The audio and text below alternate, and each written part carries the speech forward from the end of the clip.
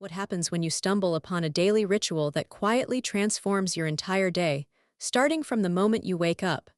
For me, it was the gelatin trick that made all the difference. I used to struggle with sluggish mornings, feeling like I was dragging myself out of bed, but after incorporating the gelatin trick into my routine, I noticed a subtle yet profound shift. The gelatin trick, with its simple blend of gelatin and warm water, became my morning companion, helping me to wake up without that heavy, bloated feeling that often accompanied me throughout the day. As I continued with the gelatin trick, I found that my mornings became lighter, freer, and more energized. It was as if the gelatin trick had unlocked a new way of starting my day, one that was rooted in a sense of clarity and well-being. I began to look forward to my mornings, and the gelatin trick was at the heart of this transformation. By making the gelatin trick a consistent part of my daily routine, I was able to drop that tired, sluggish feeling and embrace a more vibrant, awake version of myself.